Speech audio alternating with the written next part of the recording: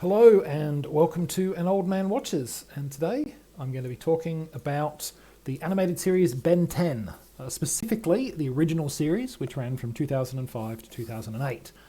There are several other shows about the character, including a 2016 series with exactly the same title, hence the need for me to be specific about which Ben 10 I'm talking about. And the show begins with 10-year-old Ben Tennyson at the start of a summer vacation road trip with his cousin Gwen and their grandfather Max. Ben's not exactly thrilled about the whole summer road trip idea. He's expecting it to be long and dull. But on their very first night camping in Grandpa Max's RV, Ben finds a mysterious alien device. This immediately sticks itself upon his wrist like a wristwatch and gives him the ability to transform into 10 different alien life forms, each of which has special abilities. Now, unsurprisingly, Ben is pretty wildly excited to try out all of these new powers that he has.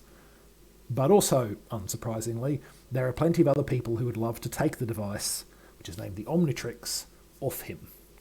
These include both human and otherworldly adversaries, with the alien warlord Vilgax being the most prominent and dangerous of their number, particularly in the first season. Ben's going to need all the alien powers at his disposal to keep himself and his family safe, though in time we will learn that Gwen and Max bring more to the table than just being ready-made hostages for Ben's enemies to use against him. So, thanks to various sequel series such as Alien Force, Omniverse, and so on, Ben 10 as a franchise has had sort of over 400 episodes of animated and live-action television, plus several movie-length specials. The most recent series, the reboot again, that was just called Ben 10, racked up nearly 200 episodes all by itself and finished in 2020. I believe talks are ongoing for yet another series. And much like the Pixar film Cars, one obvious reason why the show launched a successful franchise is the marketing opportunities. While the show doesn't exist solely to sell merchandise, unlike, say, the original He-Man and the Masters of the Universe cartoon, I suspect the show's strong inbuilt toy factor does play some role in its ongoing success. But some of Ben 10's success is definitely down to the original show itself being pretty good. So let's dive into some of its interesting and relevant features. So first of all, make no mistake, despite the aliens and science fiction trappings, this is a superhero show at heart. And that's probably not surprising when you consider that the creators of the show all have a background in the comic book business. In the first season alone, we have a whole bunch of superhero plot lines. We have the origin story, which is so vital to every costumed hero. We have the lesson in what it means to be a hero, a couple of times, in fact. We have the conquering your fears episode. Later seasons will throw out other rejigged comic book plot lines, such as the mega powerful being who just wants to eat the planet. Their version of Galactus is a giant tick. Being impersonated by a supervillain. Alternate reality hijinks, malfunctioning superpowers, and reluctant team-ups with former enemies.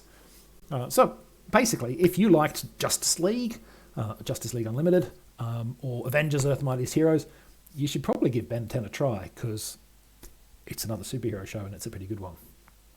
And you could note, an argument can be made that Ben 10's cleverest trick is that it tells superhero stories in a nominally not superhero setting. Superheroes are a pretty rich story vein to mine, but if you do a straight-up superhero cartoon, you're going up against the Marvel and DC properties, and that's an uphill fight. Ben 10 avoids that challenge by simply sidestepping it. It's an alien show, it just happens to be structured like a superhero one. It's a very clever idea. So, other than painting a lick of science fiction paint over its superhero chassis, Ben 10 is not a particularly innovative show. It's not about breaking new ground, it's about competently telling fun, action-packed adventure tales with a side of exuberant humour. And this focus on execution over innovation is evident in the plotting. You'll often be able to tell 5 minutes into an episode what the broad beats of that story will be. You're not going to get all of the details, probably, but, this is an episode where Ben learns such and such an important lesson, or, this is an episode where the apparent bad guy turns out to be a good guy, or vice versa. You'll see those kind of basic forms of the episodes going.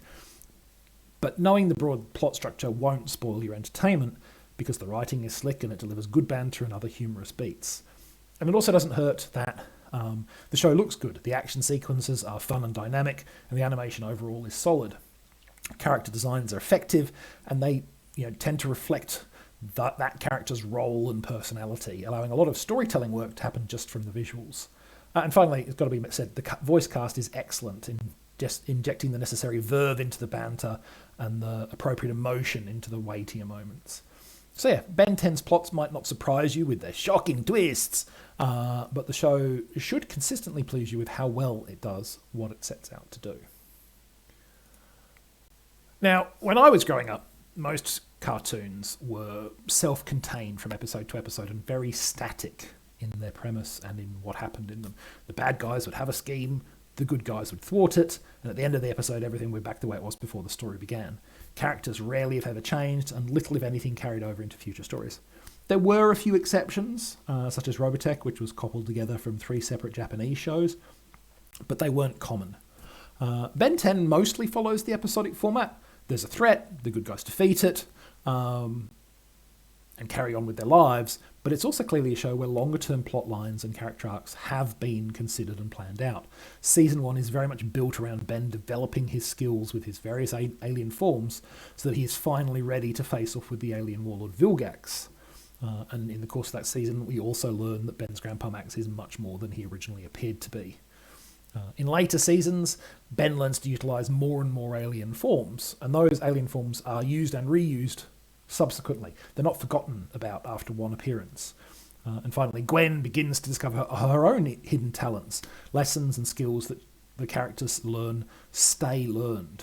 And it's nice to see, and it really does help make the events of each episode feel more consequential, which it should, because the events literally have consequences. So yeah, Ben 10 is a solid, kid-friendly action cartoon. If you like gonzo aliens or you like superheroes, it's worth a look. Next time, we've done Neverland and Never Was, so now we go Neverwhere with the 1996 TV miniseries of the same name. But that's next time. Until then, thanks for watching this video, and I hope you enjoyed it.